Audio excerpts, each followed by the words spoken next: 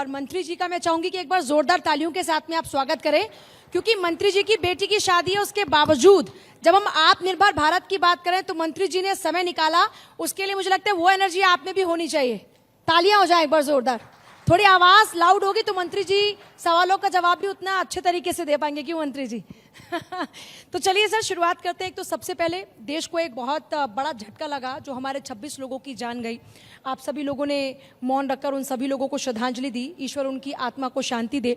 पर सर, देश में इस वक्त उबाल है। मैं सबसे पहले इसी के साथ में शुरुआत करूंगी, क्योंकि पूरे देश में इस वक्त गुस्सा है और हर इंसान, हर हिंदुस्तानी ये चाहता है कि इस बार ऐसा बदला लिया जाना चाहिए कि पाकिस्तान की रूह कांप जाए। यूपी में, क्योंकि अगर बात करते हैं तो उत्तर प्रदेश के मुख्यमंत्री योगी आदित्यनाथ की सरकार है और वो अपने एक्शन के लिए जाने जाते हैं। तो हालांकि ये तो केंद्र सरकार बदला लेने की स्ट्रैटेजी पर काम करे, लेकिन यूपी की अगर बात करते हैं तो किस तरह से वहां पर तैयारी नजर आती है? धन्यवाद आपका। अभी 22 अप्रैल को पहलगांव में आतंकवादियों के द्वारा पर्यटकों के ऊपर हमला किया गया, जिसमें 27 लोगों की जानें गई। ये बहुत ही कायरतापूर्ण कारनामा किया गया है। जो वहाँ मौतें हुई हैं, मैं दुख व्यक्त करता हूँ और परिवारजनों के प्रति संवेदना भी व्यक्त करता हूँ। देश अब एक मजबूत हाथों में है। पहले भी जो आतंकवादी कारनामे हुए उनका अंजाम पूरी दुनिया ने देखा, और इस बार देश के यशस्वी प्रधानमंत्री नरेंद्र मोदी जी ने कहा है कि भयानक से भयानक सजा दी जाएगी और ये दुनिया में उदाहरण बनेगा। तो हमें किसी प्रकार का शक नहीं करना चाहिए। देश के यशस्वी प्रधानमंत्री के नेतृत्व में आतंकवादियों को, उनके शरणदाताओं को, सबके खिलाफ कठोरतम कार्रवाई अमल में लाई जाएगी। इस पर कोई समझौता नहीं किया जाएगा, मुझे पूरा विश्वास है। जहाँ तक उत्तर प्रदेश की बात है, उत्तर प्रदेश के अंदर एक कर्मयोगी मुख्यमंत्री पूज्य योगी आदित्यनाथ जी महाराज के नेतृत्व में जो उत्तर प्रदेश चल रहा है, तो निश्चित रूप से उत्तर प्रदेश में भी अगर कोई ऐसी स्थिति होगी तो उसका कड़ा जवाब दिया जाएगा। आप सर, क्योंकि हमारा जो कार्यक्रम है उसका कॉन्सेप्ट ही है आत्मनिर्भर भारत, और आपके पास जो मंत्रालय है उसका सीधे तौर पर जुड़ाव है इसी आत्मनिर्भर भारत के साथ। तो इस आत्मनिर्भरता के लिए आपके क्षेत्र में मैं आपकी अचीवमेंट से पहले यह जानना चाहूंगी कि आपके सामने चुनौतियां क्या क्या हैं जिनसे आपको पार पाना है, और जिस 5 ट्रिलियन इकोनॉमी की हम बात करते हैं उसमें यूपी का योगदान हो। कोविड काल जब चल रहा था तो पूरी दुनिया के अंदर हाहाकार मचा हुआ था। उस समय देश के प्रधानमंत्री आदरणीय नरेंद्र मोदी जी ने कहा था कि एक आपदा है, इस आपदा से हम लड़ेंगे और इस आपदा को अवसर में बदलेंगे। तो उसी समय उन्होंने आत्मनिर्भर भारत अभियान की घोषणा की थी। 20 लाख करोड़ रुपए का आर्थिक पैकेज भी दिया था और लगातार उस दिशा में हम काम भी कर रहे हैं। आत्मनिर्भर भारत यानी क्या है? हम छोटी छोटी बातों पर विदेश पर निर्भर थे, आज हम हर क्षेत्र में निर्भरता की ओर हैं। और यह आत्मनिर्भर भारत केवल संकीर्ण विचारधारा के आधार पर नहीं है। देश के यशस्वी प्रधानमंत्री जी का विजन और मिशन है देश आगे बढ़े, देश आर्थिक रूप से समृद्ध संपन्न हो, और साथ साथ वसुधैव कुटुंबकम को भी इसमें समाहित किया गया है। आज हमारा देश लगातार हर क्षेत्र के अंदर आगे बढ़ रहा है। जहां 11वें नंबर की पिछड़ी हुई अर्थव्यवस्था देश था, आज 5वें नंबर की अर्थव्यवस्था बनकर के उभरा है। $5 ट्रिलियन की अर्थव्यवस्था बनाने का जो लक्ष्य देश के यशस्वी प्रधानमंत्री आदरणीय नरेंद्र मोदी ने लिया है, तो उसमें उत्तर प्रदेश के यशस्वी मुख्यमंत्री पूज्य योगी आदित्यनाथ जी महाराज ने भी संकल्प लिया है कि हम उत्तर प्रदेश को $1 ट्रिलियन की अर्थव्यवस्था बना करके योगदान करेंगे। जहाँ तक उत्तर प्रदेश की बात आपने की है, आज से 8 साल पहले का उत्तर प्रदेश, यानी 2017 से पहले का उत्तर प्रदेश और 2017 के बाद से अब तक का उत्तर प्रदेश, ये आप लोगों के सामने है। एक समय उत्तर प्रदेश एक पिछड़ा हुआ प्रदेश था, गुंडागर्दी अराजकता यहाँ होती थी, माता बहनें सुरक्षित नहीं थी, उद्योगपति यहाँ उद्योग लगाना नहीं चाहता था। यानी उत्तर प्रदेश एक बीमारू राज्य के रूप में था। चलने के लिए यहाँ सड़कें नहीं थी, बिजली मिलती नहीं थी, और तरह तरह के टैक्स लगते थे, और इन सब पर एक भारी टैक्स लगता था, गुंडा टैक्स। उत्तर प्रदेश में भारतीय जनता पार्टी की सरकार बनी, और जब ये सरकार की बागडोर एक कर्मयोगी मुख्यमंत्री के हाथ में आई होगी तो निश्चित रूप से उत्तर प्रदेश का नक्शा बदला है। उत्तर प्रदेश आज विकास के रास्ते पर आगे बढ़ा है। उत्तर प्रदेश में चलने के लिए आज अच्छी सड़कें हैं और देश की सबसे बेहतर कनेक्टिविटी अगर कहीं है सड़कों के रूप में मैं लूँ तो उत्तर प्रदेश के अंदर है। उत्तर प्रदेश के अंदर आज 6 एक्सप्रेसवे संचालित हैं, जहाँ चलने के लिए सड़कें नहीं थी, आज एक्सप्रेसवे वाला राज्य है। और उत्तर प्रदेश में देश के 40% से अधिक एक्सप्रेसवे अगर कहीं है तो उत्तर प्रदेश के अंदर है। 6 एक्सप्रेसवे संचालित हैं, 7 एक्सप्रेसवे निर्माण की प्रक्रिया में हैं। तो इस तरह से बेहतर कनेक्टिविटी देने का काम उत्तर प्रदेश की सरकार के माध्यम से हुआ है। बेहतर कानून व्यवस्था, अगर हम कानून व्यवस्था की चर्चा करें तो आज उत्तर प्रदेश देश की सबसे बेहतर कानून व्यवस्था वाला राज्य है। कहीं पर भी कोई गुंडागर्दी नहीं कर सकता, किसी से कोई गुंडा टैक्स नहीं वसूल सकता। तो इस प्रकार के हालात जो उत्तर प्रदेश के अंदर थे उससे बाहर निकल करके उत्तर प्रदेश आज विकास के रास्ते पर आगे बढ़ा है। जहाँ तक मैं बिजली की बात करूँ, ग्रामीण क्षेत्रों के अंदर 4-6 घंटे बिजली आती थी, 36 कट लगते थे। किसानों को सिंचाई करने के लिए जनरेटर चलाना पड़ता था, तेल फूकना पड़ता था। आज किसानों को कृषि के क्षेत्र में भी निःशुल्क बिजली उपलब्ध कराने का काम सरकार के माध्यम से हो रहा है। 22 घंटे 20 घंटे बिजली आज ग्रामीण क्षेत्रों को उत्तर प्रदेश के अंदर मिल रही है।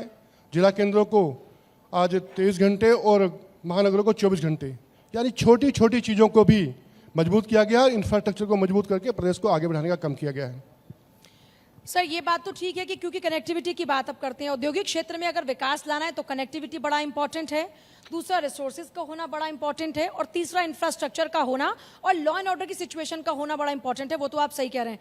बट सर मेरा एक सवाल है, इन्वेस्टर समिट को लेकर यूपी में आयोजन हुए, उस इन्वेस्टर समिट को लेकर अगर मैं आपसे जानना चाहूँ कि अभी तक का क्या अचीवमेंट है, कितने इन्वेस्टर्स आए जिन्होंने यूपी में इन्वेस्ट किया, तो वो अगर आप लोगों के साथ शेयर करें तो मुझे लगता है कि उनके लिए मोटिवेशन होगा।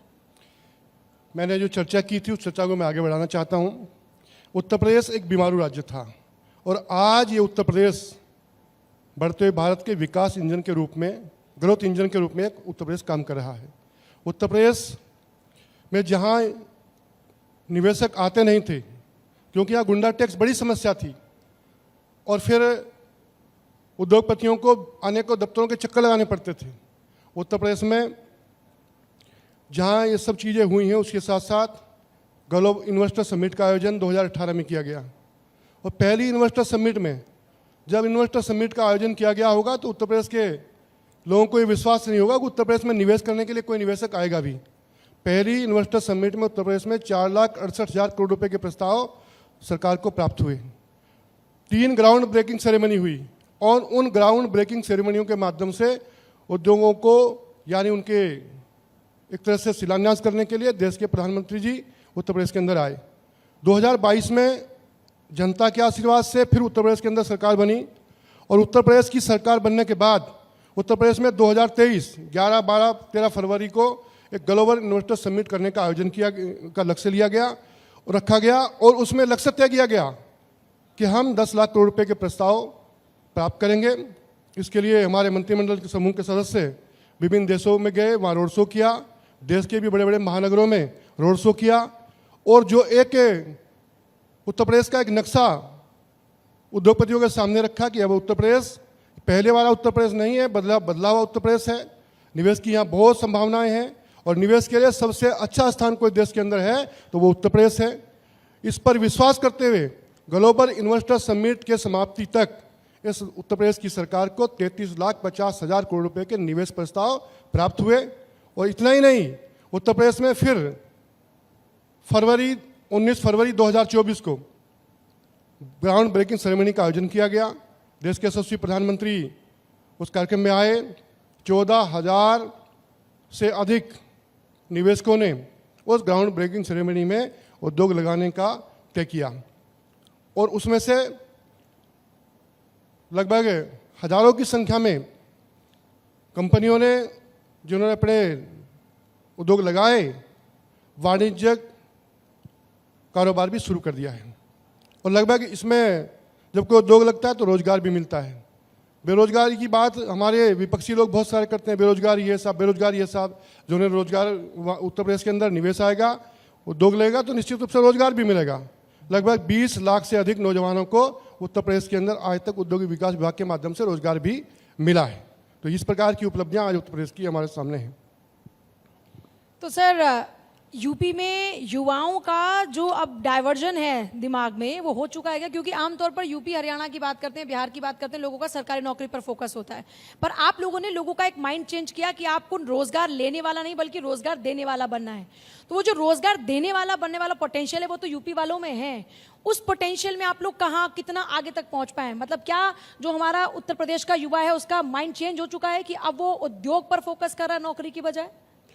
निश्चित रूप से उत्तर प्रदेश के नौजवानों के दिल और दिमाग में परिवर्तन आया है। ये बात देश के यशस्वी प्रधानमंत्री आदरणीय नरेंद्र मोदी जी ने बहुत पहले से कही थी कि आप रोजगार मांगने वाला नहीं, रोजगार देने वाला बनिए। इसके लिए कौशल विकास योजना के माध्यम से नौजवानों को प्रशिक्षण की व्यवस्था की गई। साथ साथ जो कारोबार करना चाहता है तो उसको मुद्रा लोन योजना के माध्यम से लोन दे करके उनको कारोबारी बनाने का काम भी करने का काम सरकार के माध्यम से हुआ है। उत्तर प्रदेश में भी हमारा जो एमएसएमई सेक्टर है, आज लाखों इकाइयाँ संचालित हो रही हैं और नौजवान आज उत्तर प्रदेश के अंदर उद्योग कर रहा है। मैं बताना चाहता हूँ कि उत्तर प्रदेश में यहीं तक ही नहीं रुका। उत्तर प्रदेश में मैंने कहा रोड कनेक्टिविटी बेहतर हुई है, तो रेल कनेक्टिविटी भी सबसे बेहतर कनेक्टिविटी है तो उत्तर प्रदेश के अंदर है। उत्तर प्रदेश के अंदर वाटरवे भी का भी संचालन हो रहा है। यानी पूरे उत्तर प्रदेश का अगर मैं इस चैनल के माध्यम से बताना चाहता हूँ कि आज उत्तर प्रदेश देश के विकास में ग्रोथ इंजन के रूप में बनकर के उभरा है। उत्तर प्रदेश में आज नौजवानों को विश्वास पैदा हुआ है और निवेशकों को भी विश्वास पैदा हुआ है कि उत्तर प्रदेश देश का सबसे अच्छा स्थान कोई है उद्योग के क्षेत्र में तो उत्तर प्रदेश है। $1 ट्रिलियन की अर्थव्यवस्था बनाने का जो लक्ष्य उत्तर प्रदेश के यशस्वी मुख्यमंत्री पूज्य योगी आदित्यनाथ जी ने रखा है, उसकी ओर लगातार उत्तर प्रदेश आज आगे बढ़ रहा है। उत्तर प्रदेश में भी मुख्यमंत्री उद्यमी योजना की शुरुआत की गई, जिसमें 5 लाख से 10 लाख रुपए तक का लोन बिल्कुल एकदम बिना किसी गारंटी के और बिना किसी ब्याज के लाखों नौजवानों को रोजगार देने उसमें इकाइयाँ लगाई जाएंगी और निश्चित रूप से उन नौजवानों को रोजगार भी मिलेगा। उत्तर प्रदेश के निवेशकों को यानी दुनिया के निवेशकों को मैं बताना चाहता हूँ कि उत्तर प्रदेश में निवेश मित्र पोर्टल वन विंडो सिस्टम आज उत्तर प्रदेश के अंदर काम कर रहा है। आज उस पर अपना निवेश की कोई इकाई लगाना चाहते हैं तो उस पर आप पोर्टल पर आप जाइए, सारी जानकारियाँ वहाँ मिलेंगी और सारी समस्याओं का समाधान वहाँ पर मिलेगा। यानी उत्तर प्रदेश में किसी भी उद्योगपति को किसी प्रकार की समस्या ना हो, उत्तर प्रदेश में उद्योग लगाए। और बहुत सारी चीज़ें हैं जो मैं इस मंच के माध्यम से आप लोगों को बताना चाहता हूँ। ये वही उत्तर प्रदेश है जहाँ 2017 से पहले कट्टे बनते थे, तमंचे बनते थे, अवैध हथियारों की सप्लाइयाँ होती थी, अवैध शराब की तस्करी होती थी।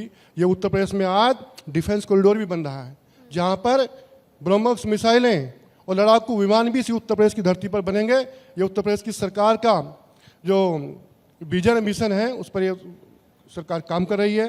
तो उत्तर प्रदेश आज बढ़ते हुए भारत के मैंने कहा ग्रोथ इंजन के रूप में आप काम कर रहा है। बहुत सारी योजनाएं हैं। पहले जो निवेशक था केवल पश्चिम उत्तर प्रदेश यानी नोएडा के क्षेत्र तक सीमित था। आज उत्तर प्रदेश में बुंदेलखंड यानी बीड़ा औद्योगिक क्षेत्र का गठन किया गया और 1500 एकड़ भूमि में बीड़ा टाउनशिप विकसित होगी, जिससे बुंदेलखंड का भी विकास भी होगा। यानी उत्तर प्रदेश का संपूर्ण विकास के काम आज भारतीय जनता पार्टी की सरकार यानी उत्तर प्रदेश के यशस्वी मुख्यमंत्री पूज्य योगी आदित्यनाथ जी महाराज के नेतृत्व में हो रहा है और ये बहुत अच्छे शुभ संकेत हैं। एक बार जोरदार तालियां होनी चाहिए सरकार की इस अचीवमेंट पर, क्योंकि जब हम आत्मनिर्भर भारत की बात करें तो ये आत्मनिर्भरता का परिचय देती है सारी अचीवमेंट। पर सर फिर भी मैं चाहूंगी कि आप लोगों को ये भी बताएं कि उत्तर प्रदेश में क्यों आए उद्योग लगाने के लिए, ऐसी क्या यूएसपी है यूपी की जो सबसे अलग बनाता है यूपी को इन्वेस्टमेंट के लिए? उत्तर प्रदेश मैंने कहा बेहतर कनेक्टिविटी उत्तर प्रदेश के अंदर है। उत्तर प्रदेश के अंदर 33 सेक्टोरियल पॉलिसी लाए, कानूनों के अंदर बदलाव किया। 2022 उद्योग नीति उद्योगपतियों के हित में है और उद्योगपतियों को इंसेंटिव भी सरकार के माध्यम से दिया जा रहा है। यानी हर प्रकार का प्रोत्साहन देकर के उद्योगपतियों को ये एहसास कराया गया है कि उत्तर प्रदेश निवेश का सबसे अच्छा गंतव्य स्थान है। इसलिए उद्योगपति आज उत्तर प्रदेश की ओर आ रहे हैं। उत्तर प्रदेश आज इज ऑफ डूइंग बिजनेस में जहां हम 10वें 11वें नंबर पर थे, आज अचीवर स्थान उत्तर प्रदेश ने प्राप्त किया है। वन डिस्ट्रिक्ट वन प्रोडक्ट की जो कल्पना थी, यानी उत्तर प्रदेश के अंदर हर जिले के अंदर एक उत्पाद बनता था, वो मर्दप्राय स्थिति में था। सरकार ने उसको प्रोत्साहन देकर पुनर्जीवित किया। वन डिस्ट्रिक्ट वन प्रोडक्ट की जो नीति है उसकी सराहना सर्वत्र हो रही है। अच्छे और देश के यशस्वी प्रधानमंत्री कहते हैं वोकल फॉर लोकल, यानी वोकल फॉर लोकल की कल्पना को भी उत्तर प्रदेश साकार कर रहा है।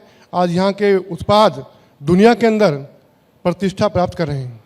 सर, जिस ओडीओपी का आपने जिक्र किया, अगर मैं उसी ओडीओपी को लेकर आपसे पूछूं तो ऐसे वो कौन कौन से यूपी के प्रोडक्ट्स हैं जो वैश्विक पटल पर पहुंचे हैं?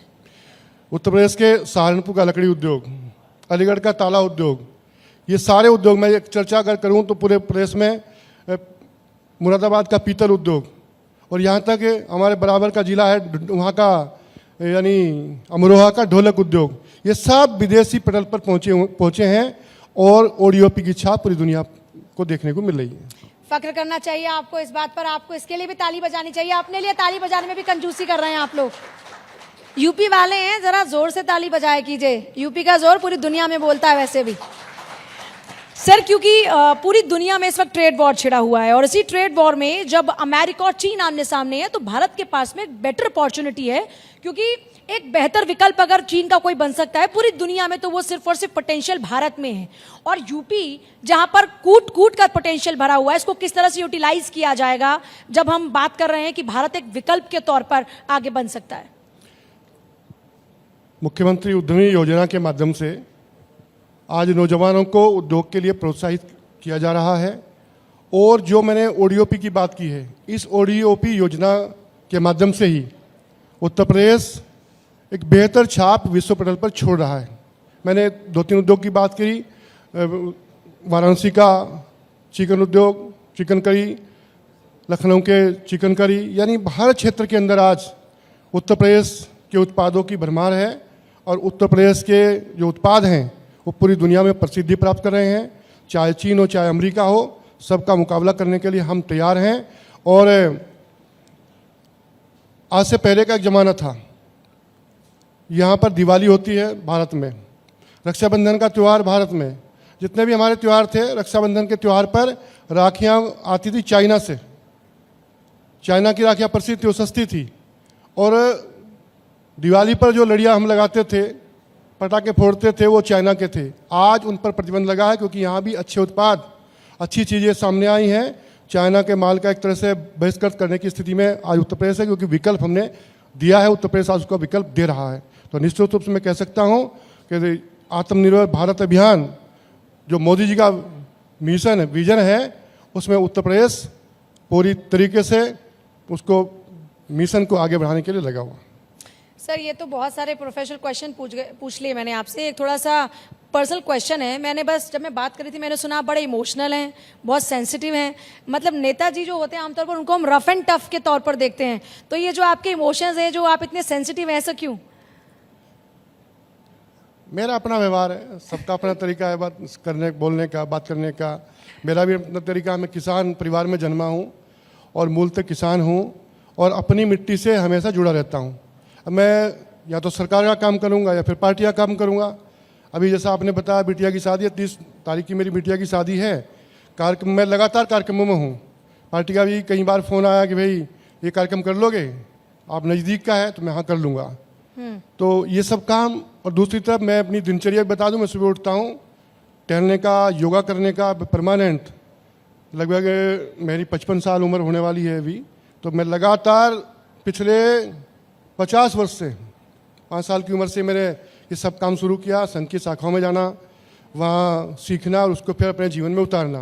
मैं किसान हूँ तो सुबह उठता हूँ, अपने खेत में ज़रूर जाता हूँ। खेत पर जा कर के थोड़ा बहुत काम जितना मैं कर सकता हूँ अपना काम करता हूँ। काम करने के बाद नेतागिरी करने के लिए मैं 8:30 बजे के बाद अपने कपड़े पहनता हूँ। उससे पहले मैं बिल्कुल एकदम किसान और किसान परिवार में जन्म होने का मुझे एहसास भी है, उसको मैं निश्चित रूप से करता हूँ। तो क्योंकि आप खुद एक किसान हैं, तो हालांकि आपका मंत्रालय तो नहीं, लेकिन फिर भी किसान की समस्या को आप समझते होंगे। तो किसानों को अगर हमको सशक्त करना है तो आपको क्या लगता है कि सरकार को किस दिशा में काम करना चाहिए? सरकार किसान को आगे बढ़ाने के लिए, किसान भी अपने पैरों पर खड़ा हो सके, रोटी रोजगार से वो जुड़े। देश के यशस्वी प्रधानमंत्री जी ने किसान को सशक्त करने के लिए बहुत सारे कदम उठाए। किसान की आमदनी को दोगुना करने का उन्होंने एक ऐलान किया था और उसके तहत किसान का जो मृदा परीक्षण है, यानी हर जमीन का स्वभाव कैसा है, किस प्रकार के पोषक तत्वों की उसको आवश्यकता है, तो सोइल हेल्थ कार्ड बना करके देने का काम सरकार के द्वारा किसानों को किया गया है। अच्छे बीज, अच्छे खादों की उपलब्धता किसान को हो, ये सुनिश्चित किया गया है। और साथ साथ किसान को उनकी उपज का वाजिब दाम मिले, इसके लिए भी सरकार लगातार प्रयासरत है, काम कर रही है। तो किसान की आमदनी को बढ़ाने के लिए लगातार देश की सरकारें काम कर रही हैं। उत्तर प्रदेश के अंदर भी आप देखते होंगे 2017 से पहले किसान गन्ने के भुगतान के लिए आए दिन हंगामा करते थे, प्रदर्शन करते थे। बिजली के लिए प्रदर्शन करना पड़ता था, खाद के लिए प्रदर्शन करना पड़ता था, बीज के लिए प्रदर्शन करना पड़ता था। आज उत्तर प्रदेश में कहीं पर भी किसान पर ना कोई लाठीचार्ज की सूचना आती है, न कहीं पर भी धरना प्रदर्शन करने की आवश्यकता किसान को पड़ती है, क्योंकि सारी आवश्यकताओं की पूर्ति सरकार के माध्यम से हो रही है।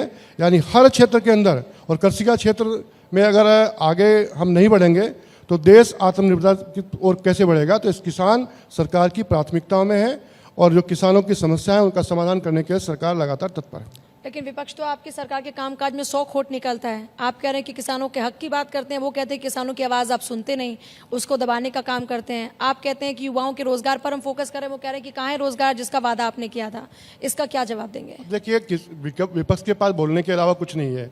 उन्होंने कभी कोई ऐसा बात बताई हो कि ऐसा कर लिया जाए तो उससे रोजगार मिलेगा, उससे किसानों की आमदनी बढ़ेगी, तो ऐसा कुछ उनके पास है नहीं। केवल बोलना है, बोलने के लिए ही बोलना है केवल। विपक्ष का काम ठीक है सरकार को चौकन्ना करना, सरकार की नीतियों की आलोचना करके असली जो वास्तविकता है उसको आगे करना, लेकिन आज की जो विपक्ष है उसके पास न कोई मुद्दा है, न कोई विजन है, न कोई मिशन है। खोखले दावों के आधार पर केवल सरकार की आलोचना करना मैं उचित नहीं मानता हूँ। सर, एक थोड़ा सा और पर्सनल क्वेश्चन आपसे पूछूंगी, क्योंकि पीएम मोदी ने आजकल लोगों से अपील की है कि अपने खाने में तेल थोड़ा कम कर दो, तो आपने तेल कम किया अपने खाने में कि नहीं? देखिए, मैं तो किसान हूँ।